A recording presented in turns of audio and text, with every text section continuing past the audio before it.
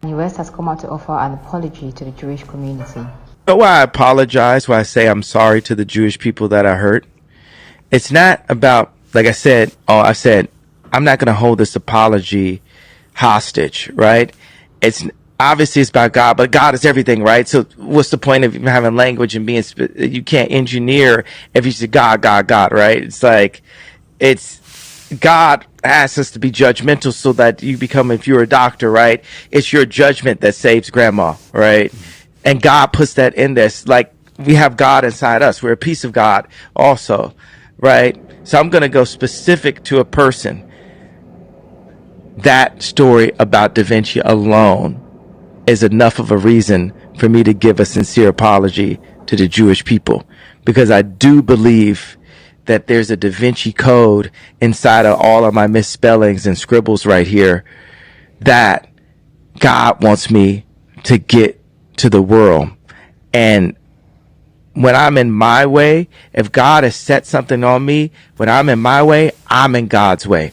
Now, I can point at other people and say, hey, you guys are in God's way because you're not listening to me.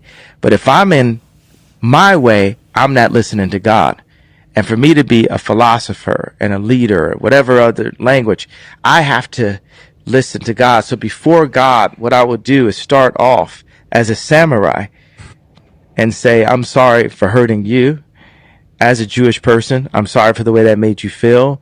And I'm sorry for the entire population of a race that I feel is actually my brothers, because I classify and feel that I'm also connected with Christ in that way, that my people came from Africa in that way. And I can't say it's this exact teaching or that exact teaching, but I feel that there's an important, the sons of Abraham, however we want to word it, right? For us to come together and bring our different talents together to serve God collectively.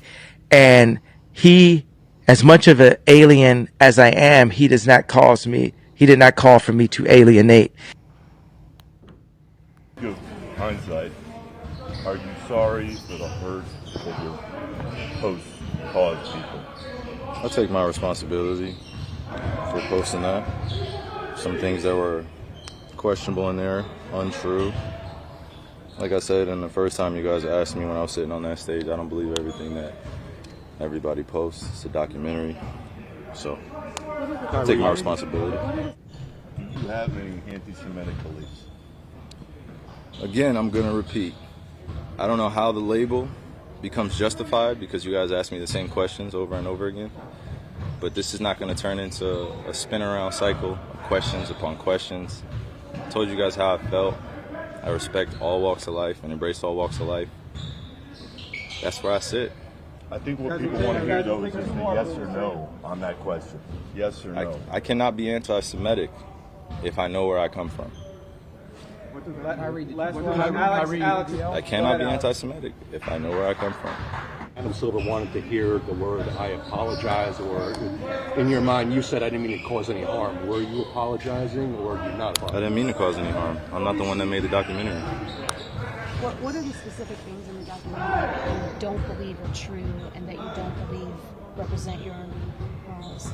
I think some of the criticism of the Jewish faith in the community, for sure. Some points made in there that were unfortunate.